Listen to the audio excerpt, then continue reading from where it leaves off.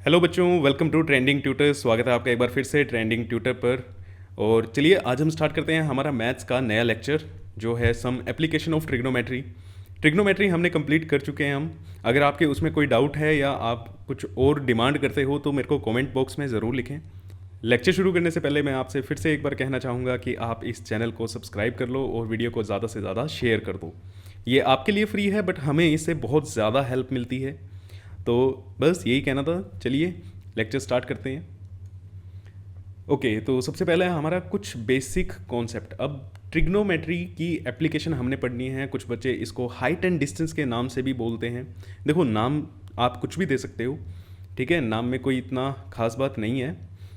But अब इसमें some basic concepts हैं क्या, ठीक है। सबसे पहले तो आपका क्या चीज़ यूज़ होगा भैया, ट्रिग्नोमेट्रिक रेशोज़, ठीक है। ट्रिग्नोमेट्रिक रेशोज आपको पता होनी चाहिए, साथ ही साथ वैल्यूज पता होनी चाहिए। जैसे साइन 60 क्या होता है, साइन 60 की वैल्यू क्या होती है, ठीक है। ट्रिग्नोमेट्रिक रेशो, अब टेन टेन थीटा हम लिखते कैसे हैं, टेन थीटा होता क्या है, परपेंडिकुलर अपॉन बेस। अब ये सारी चीज़ें आपको पता होनी चाहिए, ठीक है। अगर ये नहीं पता है तो एक बार रिवाइज कर लो इसको। थर्ड, बेसिक इंग्लिश, बिल्कुल बेसिक इंग्लिश का आपको आइडिया होना चाहिए कि वो जो सेंटेंस लिखा हुआ है उसका मतलब क्या है, क्योंकि इसमें वर्ड प्रॉब्लम्स ही आएंगी और ज़्यादातर चांसेस रहते हैं कि ये 4 नंबर में आपका जो चैप्टर आएगा वो केस स्टडी की फॉर्म में आएगा, ठीक है। तो ये हमारे इसका क्या कह सकते हो आप, प्री रिक्विजिट्स हैं कि ये सब चीज़ें आपको आनी चाहिए। ट्रिग्नोमेट्रिक रेशो आनी चाहिए, ठीक है, उनकी वैल्यूज़ का पता होना चाहिए और कुछ बेसिक इंग्लिश, ताकि आपको सेंटेंस पढ़ के आइडिया हो जाए कि हमें करना क्या है, ठीक है। तो चलिए स्टार्ट करते हैं। आज इंट्रोडक्शन हमारा रहने वाला है और इसमें ना देखो, मैं आपको पहले ही बता देता हूँ, ये इस चैप्टर में बस 2 चीज़ें समझनी है, एक ही एंगल ऑफ एलिवेशन और एक एंगल ऑफ डिप्रेशन। उसके बाद तो स्टेटमेंट्स हैं। आप 10 क्वेश्चन अगर आप इस चैप्टर के कर लेते हो तो वो भी इनफ है, ठीक है। वैसे हम सारे PYQ सॉल्व कर लेंगे, सब कुछ हो जाएगा, बट अगर आपने 10 क्वेश्चन भी ढंग से कर लिए ना अपने आप, तो ये चैप्टर आपका पक्का समझो। तो चलिए समझते हैं एंगल ऑफ एलिवेशन क्या होता है। देखो, एंगल ऑफ एलिवेशन, आप जिस भी रूम में बैठे हो, जहाँ पे भी बैठे हो, वहाँ पे कहीं ना कहीं ट्यूबलाइट लगी होगी। आप अपनी गर्दन उठा के ट्यूबलाइट को देखो, तो जब आपकी गर्दन सीधी थी और आपने जितना एलिवेट की, ठीक है ना, पहले अगर ऐसे था, बाद में आपने ऐसे जो किया, समझ रहे हो, यहाँ से ये जो आपने ट्यूबलाइट को देखा, ये जो आपने कितना सिर अपना ऊपर उठाया, वो क्या है आपका एंगल ऑफ एलिवेशन। भैया, ऊपर देखने के लिए आप अपनी आंखें कितनी ऊपर उठाते हो, कितना एंगल आप अपने हेड को रोटेट करते हो, वही क्या होता है आपका एंगल ऑफ एलिवेशन। वही क्या होता है आपका एंगल ऑफ एलिवेशन। अब देखो, कुछ बेसिक टर्मिनोलॉजी मैं आपको समझाता हूँ। फॉर एग्जाम्पल, ये हमारी एक कोई बिल्डिंग है, ये ब्लू कलर की कोई बिल्डिंग है और आप यहाँ पे खड़े हुए हो, आप इसके टॉप पे देख रहे हो, आप इसके टॉप पे देख रहे हो। तो ये जो आपकी लाइन है, पहली चीज़, सबसे इंपॉर्टेंट चीज़, कोई भी पर्सन अगर देख रहा है तो वो कहाँ से देखेगा, अपनी आंखों से ही देखेगा, है ना। इतना तो हमें बेसिक पता है। बट अब हमने ये जो लाइन बनाई है, हम ये तो क्या है, ग्राउंड है, ये तो क्या है, ग्राउंड है। और बिल्कुल ग्राउंड पे थोड़ी मेरी आंखें रखी हुई हैं, एंगल हम ये लेंगे, ग्राउंड पे थोड़ी मेरी आंखें रखी हुई हैं। तो इसमें ये चीज़ का बड़ा ध्यान रखना, जब तक आपको हाइट ऑफ ऑब्जर्वर नहीं दी, हाइट ऑफ ऑब्जर्वर नहीं दी है, तब तक आप उसको पॉइंट ऑब्जेक्ट कंसीडर करोगे। तब तक आप उसको क्या ऑब्जेक्ट कंसीडर करोगे, पॉइंट ऑब्जेक्ट, ठीक है। बिल्कुल एक पॉइंट मान के चलोगे इसको, और जब पॉइंट मानोगे तो ग्राउंड से ही टच रहेगा आपका, ठीक है। तो एंगल भी हम किसके साथ बनाएंगे, ग्राउंड के साथ। अब इस लाइन को क्या बोलते हैं, इस लाइन को बोला जाता है line of sight. Line of site.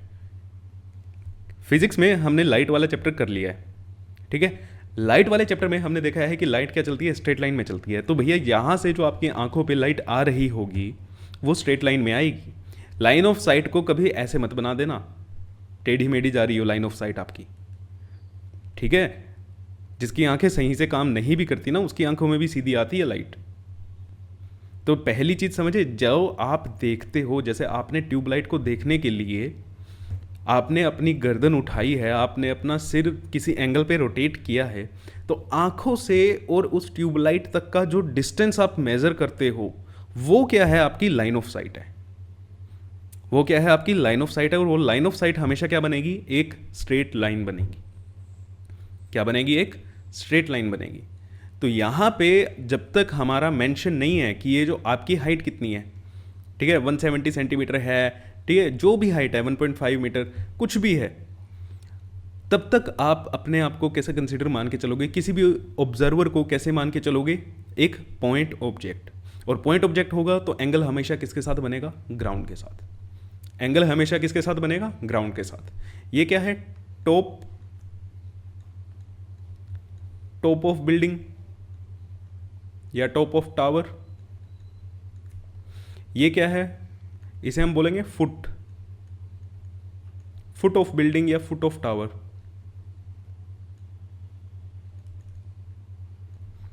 अब यहां से न्यूमेरिकल के जो क्वेश्चन जो आएंगे उनकी लैंग्वेज कैसे होगी। आप यहां पे खड़े हो, ठीक है, आप यहां पे खड़े हो, आप टावर के या बिल्डिंग के फुट से कितना दूर हो, मान लेते हैं हम 2 मीटर दूर हैं। तो ये डिस्टेंस क्या हो गया आपका, 2 मीटर। इसे हम कहते हैं हॉरिजॉन्टल लाइन। इसे क्या बोला जाता है, हॉरिजॉन्टल। हॉरिजॉन्टल डिस्टेंस कितना है, तो वो कहां से मेजर करोगे, वो इसके लिए ना वो क्या टर्म लिखते हैं, by from the foot of tower. Clear है। तो फुट ऑफ टावर क्या होता है, टॉप ऑफ द बिल्डिंग क्या होती है। आप ऊपर उठा के जो अपनी आंखों को ऊपर उठा के कोई चीज़ देख रहे हो तो उसे क्या बोलेंगे, एंगल ऑफ एलिवेशन। ये थीटा मेरा क्या हो गया, एंगल ऑफ एलिवेशन। तो अभी मैं यहाँ से ये हटा देता हूँ, ठीक है, इसको लिख देते हैं, ये क्या हो गया, एंगल ऑफ एलिवेशन।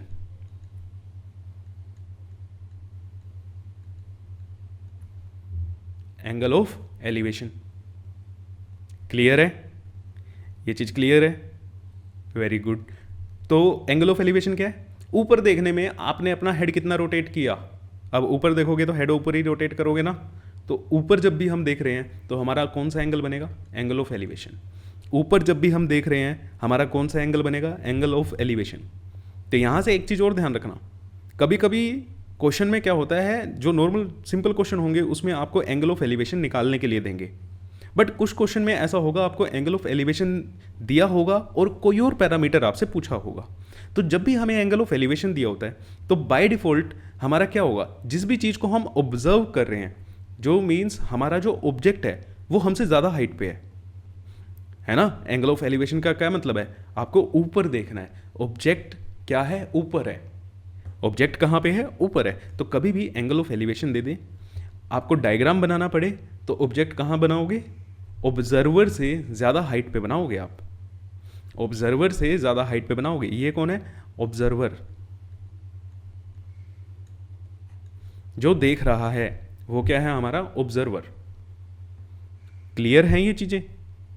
अगर इसमें कोई भी डाउट है, देखो ये आपके बेसिक हैं, 10 मिनट में मैं कह रहा हूँ ये ना चैप्टर ही खत्म हो जाएगा यार, कुछ है ही नहीं इस चैप्टर में, और 4 नंबर में आएगा। देखो कितने मजे की बात है, बस आपको बेसिक्स पे ध्यान देना है। तो आई होप आपको एंगल ऑफ एलिवेशन क्लियर है। ऊपर देखने के लिए बेटा जो भी एंगल बनाते हैं उसको क्या बोलते हैं, एंगल ऑफ एलिवेशन। ऊपर देखने के लिए जो भी एंगल हम बनाते हैं क्या बोलते हैं, angle of elevation. Terms clear है। लाइन ऑफ साइट क्या होती है, लाइन ऑफ साइट हमेशा क्या बनेगी, स्ट्रेट लाइन बनेगी। जब तक ऑब्जर्वर की हाइट हमारी नहीं दी हुई तब तक हम ऑब्जर्वर को पॉइंट ऑब्जेक्ट मान के चलेंगे, तब तक अब हम ऑब्जर्वर को पॉइंट ऑब्जेक्ट मान के चलेंगे। सर अगर ऑब्जर्वर की हाइट दे दी है तो क्या दिक्कत है भाई, है ना, तो भी देख लेते हैं। मान लो ये हॉरिजॉन्टल है, ये आपका ग्राउंड है, ये आपकी बिल्डिंग है, बिल्डिंग टेढ़ी हो गई है, कोई बात नहीं। और यहाँ से आप क्या कर रहे हो, ऑब्जर्व कर रहे हो। अब आपकी हाइट दे रखी है कि आपकी हाइट कितनी है, 1.5 मीटर। आपने टॉप ऑफ द बिल्डिंग पे कुछ क्या गिरा, ऑब्जर्व करा, तो आपकी ये क्या बनेगी, लाइन ऑफ साइट। ये क्या बनेगी आपकी, लाइन ऑफ साइट। तो अब हमें अगर हाइट निकालनी आ जाए, अब हाइट निकालनी आ जाए किसकी, बिल्डिंग की। मेरे को ये बता दो हाइट कितनी है बिल्डिंग की। तो हम कैसे करेंगे सर, अब तो ऑब्जर्वर की हाइट दे दी, अब ऑब्जर्वर की हाइट दे दी है तो आप ग्राउंड से एंगल नहीं बनाओगे, ठीक है, बस इतना फर्क है। अब अगर ऑब्जर्वर की हाइट दे दी है तो मैं एंगल यहां से नहीं लूंगा बेटा, ये मेरा एंगल नहीं होगा, ठीक है। मीन्स अगर आप देखो यहां से ज्वाइन नहीं कराओगे, ये ऐसे ज्वाइन नहीं होगा, ये एंगल ऑफ एलिवेशन नहीं होगा। पैरों से थोड़ी देखते हो यार, ठीक है ना, कॉमन सेंस है, पैरों से थोड़ी देखते हैं। जब तक हमें ऑब्जर्वर की हाइट नहीं दी तब तक हम मान लेते हैं कि क्या है, पॉइंट ऑब्जेक्ट है। अब देखेंगे तो आंखों से। अब ये मत कह के चलना सर आंखों और हेड के बीच में भी थोड़ा सा डिस्टेंस होता है, उसको भी लेना है क्या, नहीं अभी नहीं लेना भाई वो, ठीक है, अभी नहीं लेना। तो ये इस बार ये क्या होगा मेरा, एंगल ऑफ एलिवेशन, ठीक है, ये क्या हुआ मेरा, एंगल ऑफ एलिवेशन। एंगल हमेशा हॉरिजॉन्टल के साथ बनाना है, बस बात खत्म। आपको यहां पे एंगल बनाना है, एक हॉरिजॉन्टल लाइन खींचो, पैरेलल होगी ये ग्राउंड के, पैरेलल होगी ये ग्राउंड के। अगर आप यहां से 2 मीटर के डिस्टेंस पे हो तो ये डिस्टेंस भी कितना हो गया, 2 मीटर हो गया, ठीक है। आपको हाइट पूछी है, हाइट, अब ये मेरा क्या बन गया, एक ट्रायंगल बन गया। मान लो इसको नाम दे दें A B C. A B C triangle में मैं ए सी तो निकाल सकता हूं ना ट्रिग्नोमेट्रिक रेशो से, ए सी कैन बी कैलकुलेटेड, ए सी तो आप निकाल सकते हो। जो हाइट है वो क्या है, क्या हाइट मेरी ए सी है, नहीं। यहां पे अगर हम कोई पॉइंट लें डी, हाइट मेरी क्या है, ए डी, हाइट मेरी क्या है, ए डी, जो किससे मिलके बनी है, A C plus C D, A C plus C D. और ये सी डी कितनी होगी, जो हाइट आपकी है 1.5। ये तो हमें निकालना पड़ा ही नहीं, क्योंकि जितना ऊपर आप खड़े हो उतने पे ही तो ये मार्क लगा है यहाँ पे, हॉरिजॉन्टल तो इसके साथ ही आएगा ना यहाँ पे। तो आपकी जितनी हाइट, सी डी उतनी हाइट होगी, तो सी डी की वैल्यू हमें ऑलरेडी पता लग गई, 1.5 है। ये हम कैलकुलेट कर लेंगे, calculated by trigonometric ratios. Trigonometric ratios का यूज करके हम इसको कैलकुलेट कर लेंगे। तो आ गई हमारे पास हाइट, आई या नहीं आई। तो बस अगर ऑब्जर्वर की हाइट दी है तो इतना सा चेंज आता है, क्लियर है। तो angle of elevation I hope आपको क्लियर हो गया। एंगल ऑफ एलिवेशन क्या है, अगर आपको कोई चीज़ ऊपर देखनी है, ऊपर देखने के लिए आपने अपना हेड जितना रोटेट किया वो क्या है, आपका एंगल ऑफ एलिवेशन है। एंगल हमेशा हॉरिजॉन्टल के साथ बनाना है भाई। अगर ऑब्जेक्ट की हाइट नहीं दी तो ऑब्जेक्ट को आप पॉइंट ऑब्जेक्ट मान के चलोगे, एंगल किसके साथ बनाओगे, ग्राउंड के साथ बनाओगे। एंगल किसके साथ बनाओगे, ग्राउंड के साथ बनाओगे। अगर हाइट दे दी है तो ये वाला डायग्राम बन जाएगा, उसमें हम हाइट कंसीडर करेंगे, ठीक है। तो आई होप आपको चीजें क्लियर हैं। और एंगल ऑफ डिप्रेशन क्या होता है, अब एंगल ऑफ डिप्रेशन क्या होता है, अब एंगल ऑफ डिप्रेशन को भी समझ लेते हैं भैया। ऊपर देखने के लिए जो एंगल था, एंगल ऑफ एलिवेशन, नीचे देखने के लिए जो एंगल है, एंगल ऑफ डिप्रेशन। आप अपनी छत पे जाके खड़े हो जाओ घर की और नीचे देखो, तो आपने नीचे देखने के लिए अपना हेड कितना रोटेट किया नीचे की तरफ, ऊपर की तरफ करोगे या नीचे की तरफ करोगे, कॉमन सेंस है नीचे की तरफ करेंगे। तो नीचे जितना आपने रोटेट किया वही क्या है, एंगल ऑफ डिप्रेशन। नीचे देखने के लिए एंगल ऑफ डिप्रेशन, ऊपर देखने के लिए एंगल ऑफ एलिवेशन। अभी मैं यहां पे खड़ा था, एंगल ऑफ एलिवेशन में मैं यहां पे खड़ा था और ऊपर देख रहा था भाई। अभी क्या हो रहा है, कोई मुझे ऊपर से देख रहा है, यहां से कोई मुझे देख रहा है, ठीक है, यहां से कोई मुझे देख रहा है, तो उसने अपनी गर्दन नीचे करी, कितना करी, ये क्या होगी, हॉरिजॉन्टल। एंगल हमेशा किसके साथ बनाना है, हॉरिजॉन्टल के साथ बनाना है। तो ये क्या हो गया, हॉरिजॉन्टल। ये क्या बनेगा आपका, ये क्या बनेगा? Angle of depression. ये क्या बनेगा? Angle of depression. अब बच्चे सीधा यहाँ पे बनाते हैं एंगल ऑफ डिप्रेशन जिसने कर लिया है। क्यों बना रहे हो भैया? ये और ये क्या है? पैरेलल है। ये और ये क्या है? पैरेलल है। पैरेलल के बीच में ये ट्रांसवर्सल होगी तो ये क्या हो गए? ऑल्टरनेट एंगल होंगे, इक्वल होंगे। अब एक चीज़ यहाँ से बड़ी मस्त देखो, अगर आप यहाँ से देख रहे हो ये आपका क्या बनेगा? Angle of elevation. ये आपका क्या बनेगा? Angle of elevation. आप यहाँ से देख रहे हो ये क्या बनेगा आपका? अगर आप ऊपर से नीचे देख रहे हो तो एंगल ऑफ डिप्रेशन।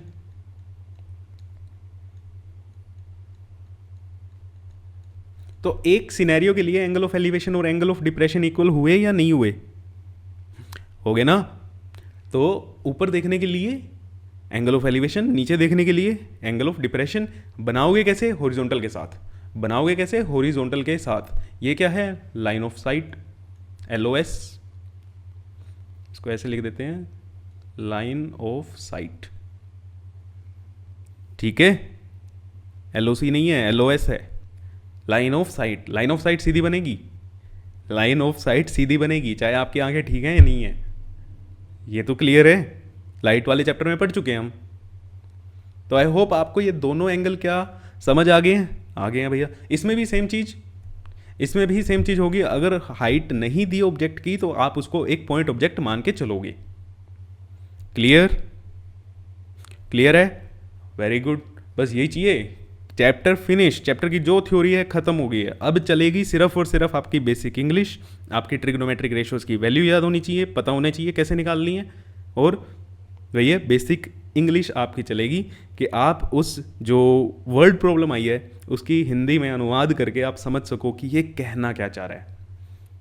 चैप्टर का ना खत्म हो गया, चैप्टर की जो थ्योरी थी खत्म। 4 नंबर पक्के समझो। और वैसे भी यहाँ पे आ गए हो तो 4 नंबर वैसे ही पक्के समझो। ठीक है, जिसने ये लेक्चर्स मेरे सारे देख लिए तो भैया गारंटी के साथ कह रहे हैं कि आपके बोर्ड्स में 95 प्लस आने से कोई नहीं रोक सकता। तो ये इंपॉर्टेंट पॉइंट्स क्या लिखे हुए हैं जो अभी हमने डिस्कस किए हैं वही है कि ऑब्जर्वर की हाइट अगर नहीं दी हुई तो ऑब्जर्वर को क्या मान के चलोगे? पॉइंट, एक पॉइंट ऑब्जेक्ट मान के चलोगे जब तक आपको ऑब्जर्वर की हाइट नहीं दी। The angle of elevation and depression are always acute. देख लो भैया बन ही रहा है। ट्रिग्नोमेट्रिक रेशो जब हम लगा रहे हैं तो ट्रिग्नोमेट्रिक रेशो तो मुझे पता है ना कि एक्यूट एंगल्स में ही लगती है। ट्रिग्नोमेट्रिक रेशो आप किसकी लेते हो? एक्यूट एंगल की लेते हो। ये हम बात ट्रिग्नोमेट्री में कर चुके हैं। ओके, तो नेक्स्ट पॉइंट क्या लिखा है? थर्ड पॉइंट क्या लिखा है? ये भी हो गया, ये भी हो गया।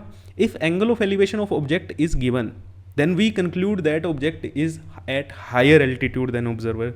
तो भैया यही तो बताया था अभी कि अगर आपको एलिवेशन दिया हुआ है, एंगल ऑफ एलिवेशन दिया हुआ है तो मतलब आप ऊपर देख रहे होगे। ऊपर देख रहे होगे मीन्स जो आपका ऑब्जेक्ट है वो आपसे ज़्यादा हाइट पे होगा। ऑब्वियस सी बात है सर। ये देखो ये केस यही तो है। यहाँ पे ए मेरा क्या है? ऑब्जेक्ट को लेके चलें तो ऑब्जेक्ट क्या है? मेरे से ज़्यादा हाइट पे है। यही तो कहने की बात कर रहे हैं। नेक्स्ट पॉइंट क्या कहते हैं? If angle of depression of object is given. अगर एंगल ऑफ डिप्रेशन दिया हुआ है तो ऑब्जर्वर जो है, जो ऑब्जर्वर है, ऑब्जर्वर कौन होता है? जो देख रहा है, वो ज़्यादा हाइट पे है। ऑब्वियसली जब आप छत पे गए आपने देखा नीचे, आपने एक कार को देखा, आपने एक साइकिल को देखा, तो कौन ज़्यादा हाइट पे था? आप या साइकिल? ऑब्वियसली आप ना। तो आप ही तो क्या हो? ऑब्जर्वर हो। इस केस में एंगल ऑफ डिप्रेशन के केस में ये मेरा क्या होगा? ऑब्जर्वर होगा।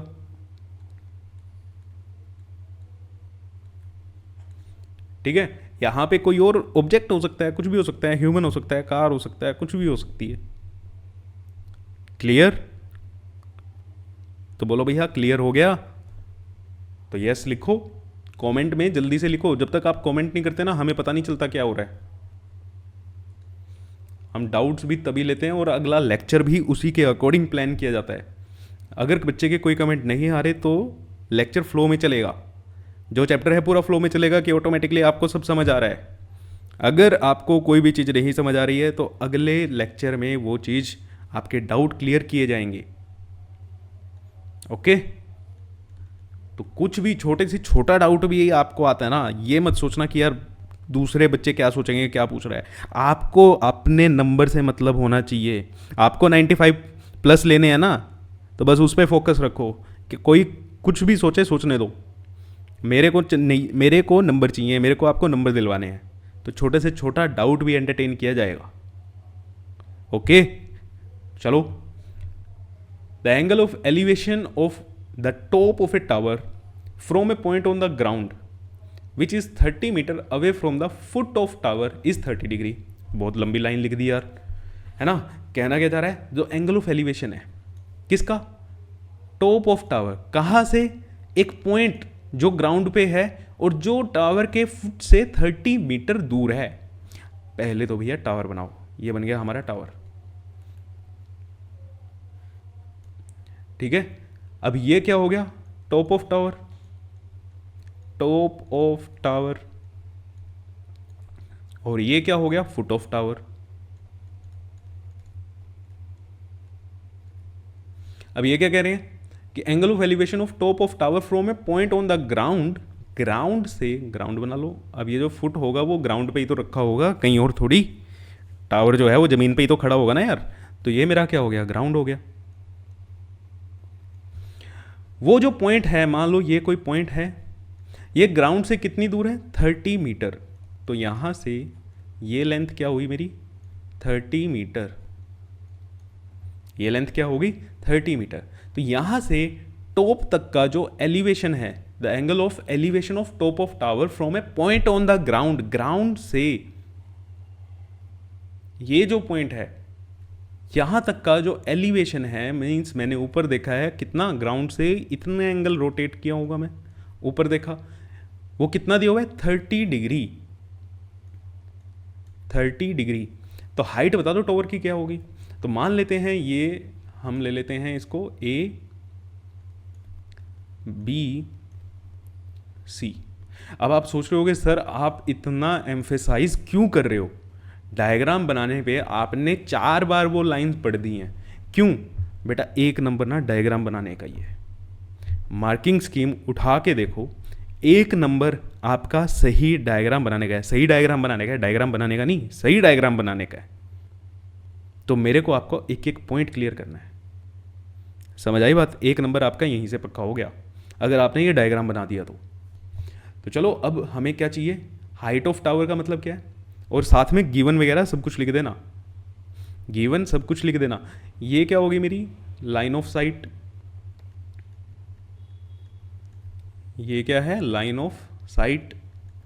तो मुझे करना क्या है, हाइट ऑफ टावर निकालनी है। हाइट ऑफ टावर है क्या, ये ए बी जो लेंथ है वही नहीं है height of tower, A B जो है वो क्या है, हाइट ऑफ टावर।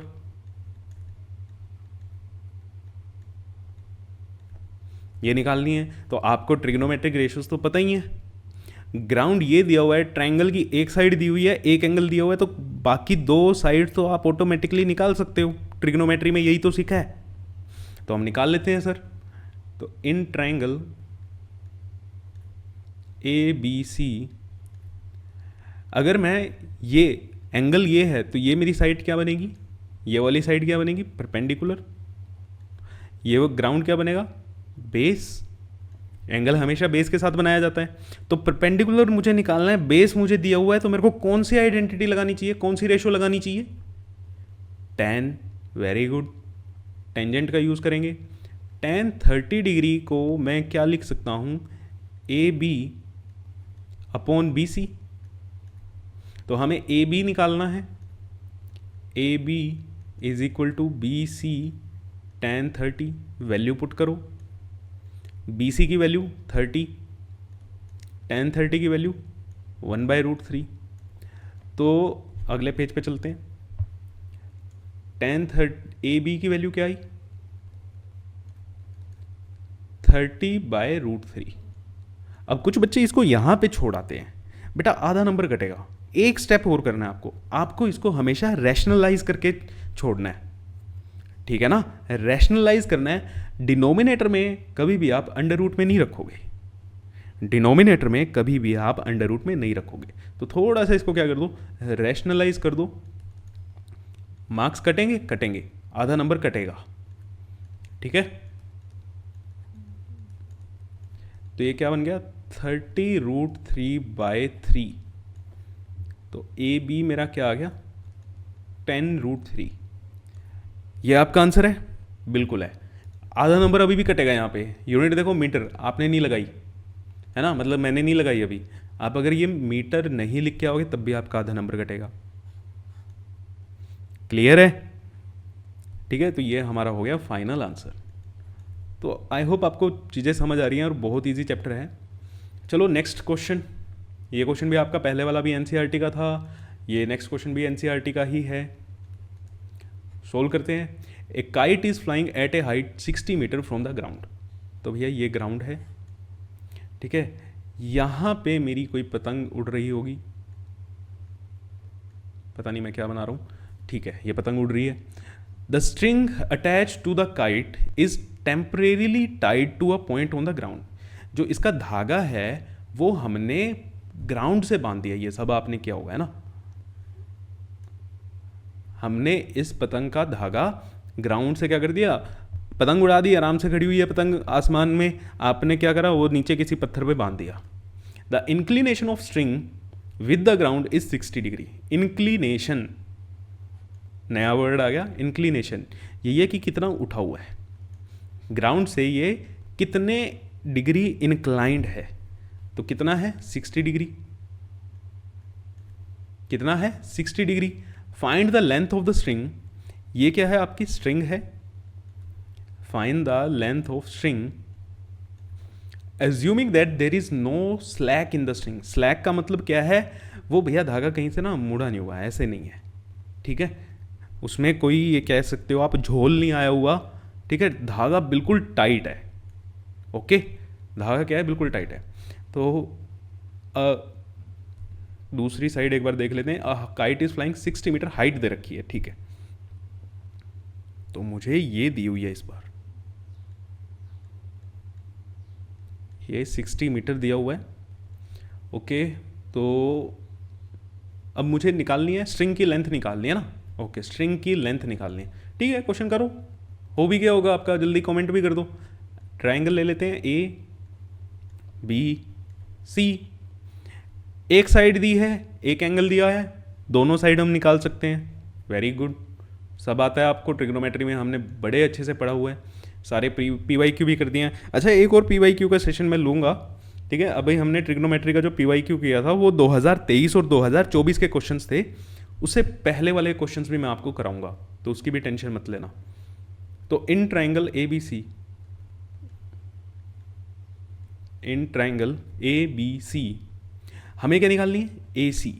देखो अगर ये एंगल है तो ये मेरा क्या होगा, परपेंडिकुलर एंगल। ये मेरा क्या होगा, बेस, और ये क्या होगा, हाइट, हाइपोटेन्यूज। अब मुझे हाइपोटेन्यूज निकालना है, अब मुझे क्या निकालना है, हाइपोटेन्यूज निकालना है। तो मेरे को कौन सी रेशो लगानी चाहिए, किस में हाइपोटेन्यूज आता है भैया, साइन में आता है। साइन लगाएं, ठीक है। तो साइन ऑफ एंगल सी लिखना है, सी लिखो, इज इक्वल टू क्या होगा, ए बी अपॉन ए सी। तो ए सी मुझे निकालनी है, A C is equal to A B upon sine C. Value डालो, ए बी की वैल्यू 60, साइन 60 क्या होगा, √3/2, √3 डिवाइडेड बाई 2 जाएगा, तो वो क्या हो गया, ऊपर आ गया। ये क्या हो गया, 120 डिवाइडेड बाई √3। अब √3 में तो हम छोड़ेंगे नहीं, इसको क्या करना पड़ेगा, रैशनलाइज करना पड़ेगा। तो 120 इंटू √3 अपॉन √3 इंटू √3। तो ये सोल्व करके क्या आया बेटा, 40√3। कितना आया, 40√3। आई होप आपका भी यही आया होगा। तो 40√3 is your right answer. Clear है, चीज़ें समझ आ रही हैं। एक नंबर बेटा डायग्राम का पक्का है, एक नंबर डायग्राम का है, ठीक है। तो चलो अभी सिर्फ हमने इतना सा ही लेक्चर सीखा है, और क्वेश्चन देखो किसका आ रहा है, 2024 का, CBSE 2024 का क्वेश्चन आपके सामने है। From a point on the ground which is 30 metre away from the foot of a tower. Tower का फुट बनाओ, पहले तो टावर ही बना लो। ये लो भैया, ये हमने बना दिया फुट। फुट कहाँ होगा, ग्राउंड पे होगा, तो हम ग्राउंड भी बना देते हैं। From a point on the ground, कोई ग्राउंड पे कोई पॉइंट है जो कितनी दूर है टावर के फुट से, वो कितनी दूर है, 30 मीटर हमने यहाँ पे ले लिया। ये point which is 30 metre away from the top of a tower. The angle of elevation of top of tower is 60 degree. ये टॉप है, यहाँ से angle of elevation 60 degree. Find the height of tower. लो भैया, एक number आपका पक्का, ए B सी।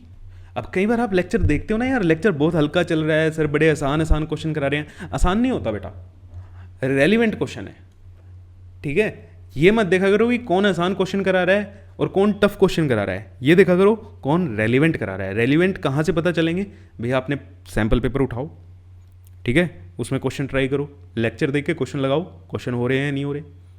और लेक्चर देख के ये नहीं है कि पहला लेक्चर है और तुम क्वेश्चन लगा रहे हो लेवल 4 का, ठीक है। तो ये चीज़ भी ध्यान रखना। देखो सीबीएसई में 2024 में आया है ना, क्या दिक्कत है, सब कुछ होएगा। हमें निकालना क्या है? Height of tower, A B चाहिए हमें। तो कौन सी रेशो लगानी चाहिए? 10 लगाना चाहिए। तो इन triangle A B C, sir आपको कैसे पता चल रहा है? यार रेशो याद होनी चाहिए ना। ये मेरा परपेंडिकुलर होगा, ये मेरा बेस होगा, तो मुझे परपेंडिकुलर निकालना है, बेस दिया हुआ है, एंगल दिया हुआ है, क्या लगाएंगे? tan थीटा, ठीक है। tan C is equal to A B upon B C. तो ए बी मुझे निकालनी है, B C into tan C. B C की वैल्यू 30, टेन सी की वैल्यू √3। तो ये तो आंसर आ गया आपका।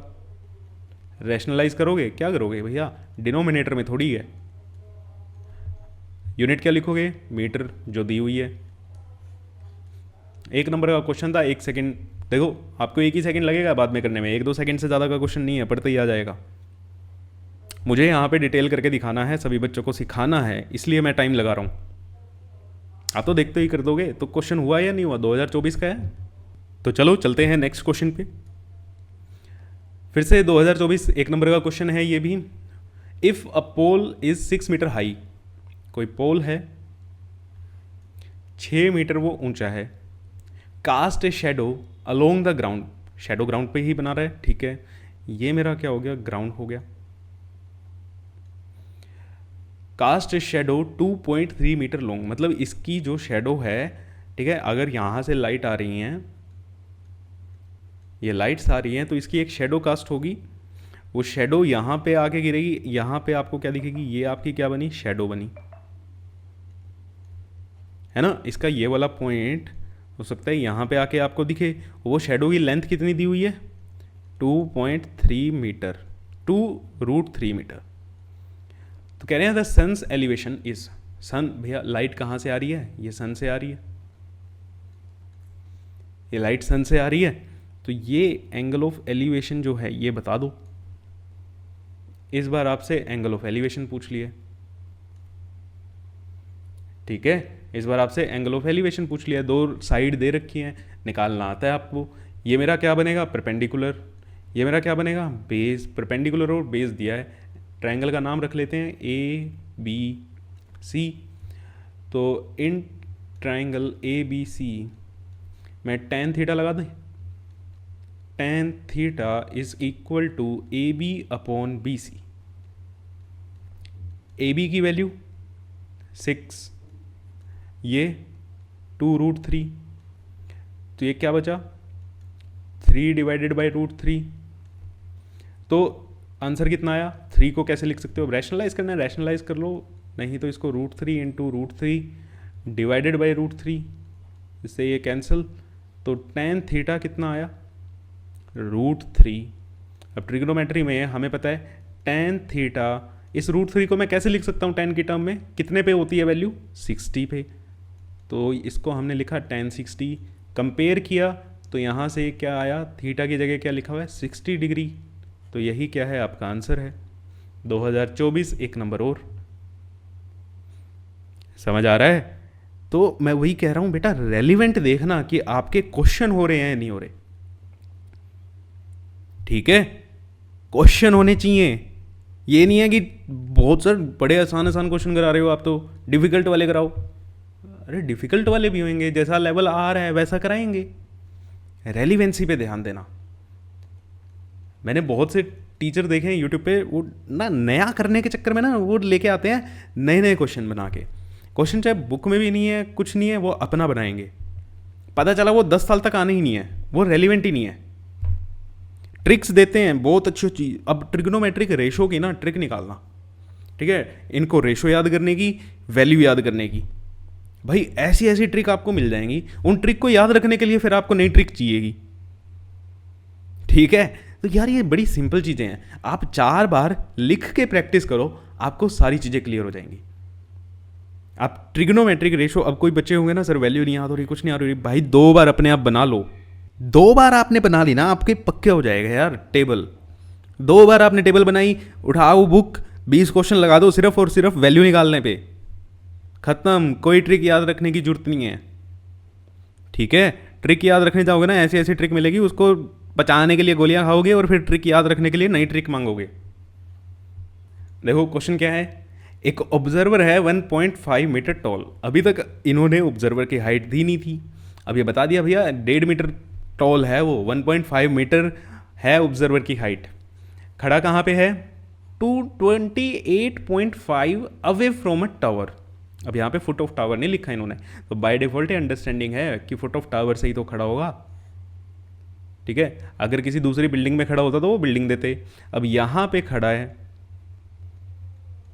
और इसकी हाइट कितनी है, 1.5 metre. The angle of elevation from the top of tower, अच्छा एक बार ये लिख लें, ये भी कितना है 28.5। The angle of elevation of top of tower from her eyes, अच्छा ये कोई लड़की है उसके 45 डिग्री का है। तो एंगल अब कहाँ से बनाओगे, आंखों से एंगल बनाना है, पैरों से एंगल यहाँ से मत बना देना, यहाँ से ले जाओ तुम, यहाँ से दिखाओ ऐसे एंगल सर 45 डिग्री ये दे दिया, पैरों में नहीं है उसकी आंखें, तो यहाँ से आपका ओ ज़्यादा ऊंचा बन गया भाई ये तो, चलो टावर की हाइट बढ़ा देते हैं। ये अब आपको यहाँ पे क्या करना है, हॉरिजॉन्टल बनाना है। यहाँ पे क्या करोगे, हॉरिजॉन्टल बनाओगे, ये इसके पैरेलल होगा। इसकी लेंथ भी कितनी होगी 28.5, और ये जो आपका एंगल है ये दिया हुआ है 45 degree. What is the height of tower. तो चलो इसको मार्किंग कर लेते हैं इसकी। ये पॉइंट हो गया ए, ये पॉइंट हो गया बी, ये हो गया हमारा सी, और इस पॉइंट को हम ले लेते हैं डी। तो height of tower, height of tower हमें निकालनी है। हाइट ऑफ टावर मेरी क्या बनेगी, A D. A D is the height of tower,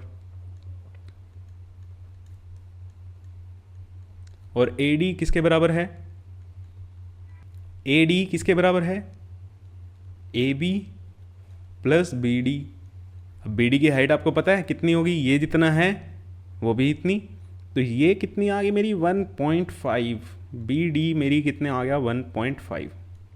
तो मुझे क्या निकालना है, ए बी निकालना है। ए बी किस में से निकल जाएगा, ए बी सी ट्राइंगल में से। तो ये मेरी कहाँ से आएगी, from triangle A B C से निकाल लेंगे हम। बी डी कितना हो गया 1.5, ये हमें पता लग गई, तो निकालो। अब क्या देखना है, निकालो जल्दी से। सर हमने तो निकाल भी लिया, तो आंसर लिख दो यार। तो triangle A B C, A B C में क्या लगाएं, ये निकालना है ना, तो ये परपेंडिकुलर बेस tan लगाना पड़ेगा। tan 45 is equal to A B upon B C. तो यहाँ से 1 into B C is equal to A B. तो ए बी की वैल्यू भी मेरी क्या आ गई, जो बी सी की है, बी सी की क्या है 28.5, तो ए बी मेरा क्या आ गया 28.5। ये तो मेरा आंसर नहीं है, मुझे निकालना है ए डी। तो A D is equal to A B plus B D. A B आया 28.5, बी डी है 1.5, तो ये कितना हो गया 30 मीटर। ये है मेरा आंसर, ठीक है। बस छोटी छोटी सी गलती मत कर देना, कई बार ट्रायंगल की हाइट निकाल के आ जाते हैं हम जल्दबाजी में, तो वैसा काम मत करना, ओके। तो चलो नेक्स्ट क्वेश्चन, आज का हमारा ये लास्ट क्वेश्चन, इसके बाद आपकी छुट्टी, और ये भी है एनसीईआरटी का। बहुत लंबा पैराग्राफ लिखा हुआ है, तो चलो एक बार रीड करना तो हमें पड़ेगा ही। An electrician has to repair an electric fault on a pole of height 4 metre. कोई पोल है ठीक है, ये पोल है जिसकी हाइट कितनी है 4 मीटर, तो पोल है, ग्राउंड भी बना देते हैं। He needs to reach a point 1.3 metre below the top of pole. तो भैया ये क्या है मेरा टॉप, वो कह रहे हैं टॉप से 1.3 मीटर नीचे ही उसको पहुंचना है। तो मान लेते हैं उसको कहाँ पे पहुंचना है, यहाँ पे। ये हाइट कितनी होगी, ये कितना नीचे है 1.3 metre. Okay, to undertake the repair work, repair work करने के लिए उसको टॉप पे नहीं पहुंचना, उसको टॉप से 1.3 मीटर नीचे पहुंचना है। What should be the length of ladder that he should use which when inclined at an angle 60 degree to the horizontal would enable him to reach the required position। तो यहां तक पहुंचने के लिए अब वो क्या लगाएगा, एक सीढ़ी लगाएगा। बड़ी बेकार सी सीढ़ी बनाई है, ठीक है, दोबारा बना लेते हैं। यहां तक पहुंचने के लिए उसको एक सीढ़ी लगानी है। तो इस सीढ़ी की लेंथ कितनी होगी, इस लैडर की लेंथ कितनी होगी, इसकी लेंथ हमें बतानी है अगर ये हॉरिजॉन्टल से 60 डिग्री पे इंक्लाइंड हो। तो भैया वही हो गया उल्टा। अब ऊपर की हाइट हमें पता है, अगर मेरे को यहाँ तक पहुँचना है तो मैं यहीं तक काम करता हूँ ना। इसको पॉइंट ले लेते हैं ए, ये पॉइंट मेरा हो गया बी और ये पॉइंट मेरा हो गया सी। मैं तो ट्रायंगल ABC में काम करता हूँ, मेरे को टॉप से क्या मतलब है, जाना ही नहीं है तो, है ना।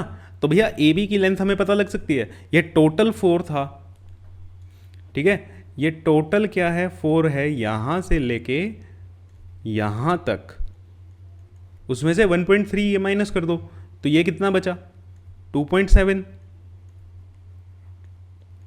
ये कितना बच गया 2.7। तो हाइट मुझे दी है तो एक मेरे को पता है लेंथ, दूसरी निकालनी है, निकालो।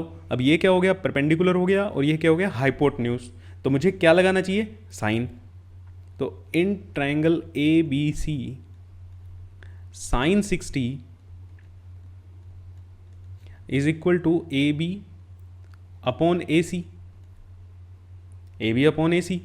तो मुझे AB AC चाहिए, तो AC into sine 60 is equal to AB value डाल देते हैं। साइन 60 की वैल्यू होती है √3/2, AB की वैल्यू 2.7, तो AC कितना आ गया 2.7 इंटू 2 डिवाइडेड बाई √3, है ना। तो इसको रैशनलाइज कर दो, यहाँ पे √3 इंटू √3, इसका पॉइंट हटाओ, ये आ जाएगा 10, तो ये 3 बन गया, 3 9, और इससे ये कैंसिल करोगे तो 9/5 √3। इतनी लेंथ की उसको लैडर चाहिए। तो ये मेरा क्या हो गया आंसर हो गया। आई होप आपको मज़ा आया होगा। तो जल्दी से चैनल को सब्सक्राइब कर देना, वीडियो को लाइक और शेयर करना मत भूलना। 4-5 लेक्चर में हमारा ये चैप्टर क्या हो जाएगा, ख़त्म हो जाएगा। तो तब तक के लिए थैंक यू सो मच, मिलते हैं आपसे नेक्स्ट लेक्चर में।